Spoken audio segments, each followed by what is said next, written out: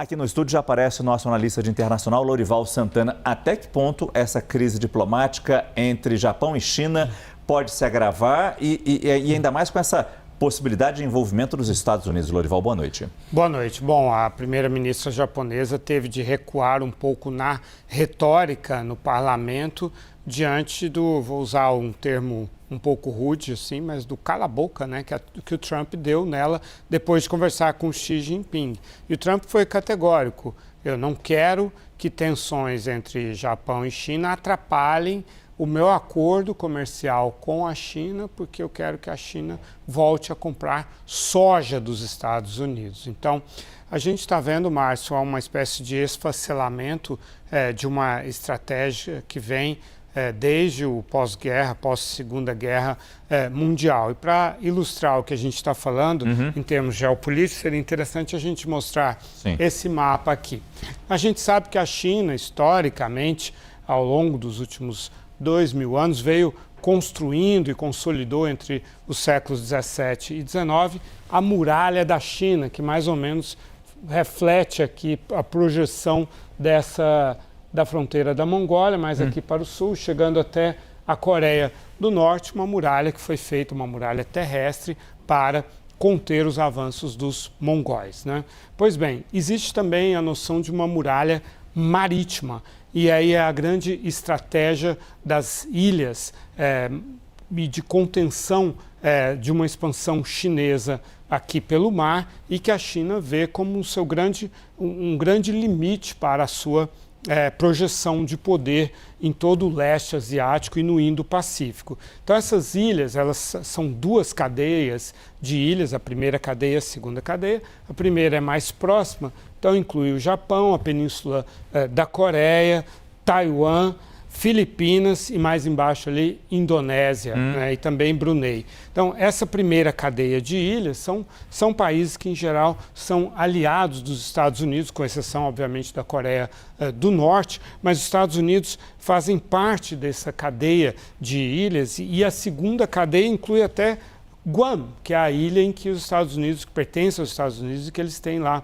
uma base militar. Qual é a ideia aqui então por parte da China? Recuperar Taiwan, né, que perdeu em 1949, no final ali da guerra em que o Partido Comunista Chinês venceu no continente, mas os nacionalistas chineses foram embora, liderados por Chiang Kai-shek, né, foram para Taiwan, se estabeleceram lá e criaram uma potência capitalista, maior fabricante de chips do mundo. Bom, o que os Estados Unidos estão sinalizando agora? Que já não oferecem essa garantia, né, de segurança para esses países que dependem desse guarda-chuva nuclear, né, são todos países não nucleares, enquanto a China é uma potência nuclear, e também uma potência convencional, como os Estados Unidos. O Japão teve a sua força bélica restringida pela própria Constituição, e agora a primeira-ministra, que é uma nacionalista, esse é um debate que você acompanhou muito bem, Márcio,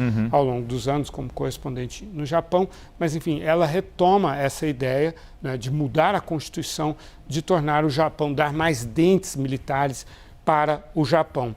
E aí vem o presidente Donald Trump e fala: não, peraí, eu preciso vender soja para a China, né? E retira, no certo sentido, ou diminui a segurança de um país importantíssimo como o Japão em relação a esse guarda-chuva americano. E a China joga duro, fala: não quero nenhuma intervenção do Japão no meu projeto de retomar Taiwan. E com esse recuo dos Estados Unidos, a gente vê a concentração de meios militares dos Estados Unidos, o deslocamento dele da Ásia e do Mediterrâneo para a nossa região aqui, que passa a ser a prioridade de acordo com a nova estratégia de defesa nacional, ainda não publicada dos Estados Unidos, mas temos a informação de que ela preconiza essa concentração de poder militar para proteger o território americano e para projetar poder sobre o hemisfério ocidental, que somos nós, a América Latina e a América do Norte. Então, há aqui está ficando menos protegido, menos fortes perante a China, toda essa região. A gente vai ver aí ou uma corrida militar armamentista nessa região para se proteger reduzindo a dependência dos Estados Unidos ou algum tipo de acordo com a China.